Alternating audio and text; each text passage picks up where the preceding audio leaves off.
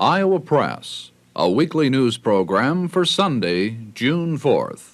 This afternoon we have with us the three Republicans who are vying for the right to be Governor Ray's running mate for lieutenant governor. You've thought pretty much independently, and you haven't supported everything that Bob Ray has advocated. And I think that's good, because I've tried to represent my constituents, and I think that's the reason why I've been able to carry every precinct in my district, because I have been independent, and sometimes I've disagreed with the governor when I felt that the majority of the people in my area or the majority of people in the state of Iowa wanted me to vote a different way. The public's perception of you and Mrs. Conlon, one of those is reflected in some poll data that's been done that shows that people don't think you're as smart or as intelligent as she is.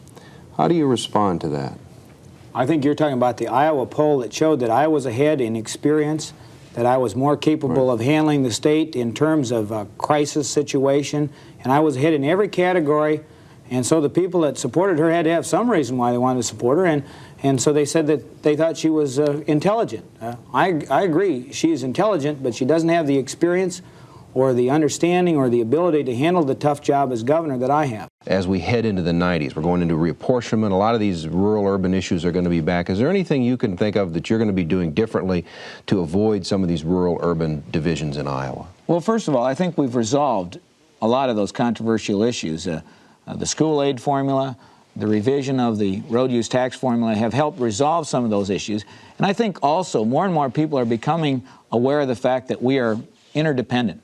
Are you alleging, Mr. Vilsack, that insurance companies are getting rich in all the, I mean, you've presented some figures and a difference, a profit in there someplace, and you asked the question, rhetorically, I guess, where does the other 75 cents out of this dollar you're saying? Who do you think is getting it? Well, I'll just say this, Mr. Borg. In the last 10 years, the property and casualty insurance industry, of which medical malpractice is a part, has had its assets grow from $82 billion in 1974 to $264 billion, a quarter of $1 trillion in just 10 years. Here is Dean Borg. Hello and welcome to the 1998 Iowa State Fair. As you can see, we're not in our familiar set at Iowa Public Television Studios. When I began this campaign, I disclosed 5 years fully and completely of my tax returns, every line, every page, every schedule. Last August, Jim, you promised that if other candidates did it, you'd do it too. When can we expect to see 5 years of your tax returns and find out how much you made as a lobbyist last year?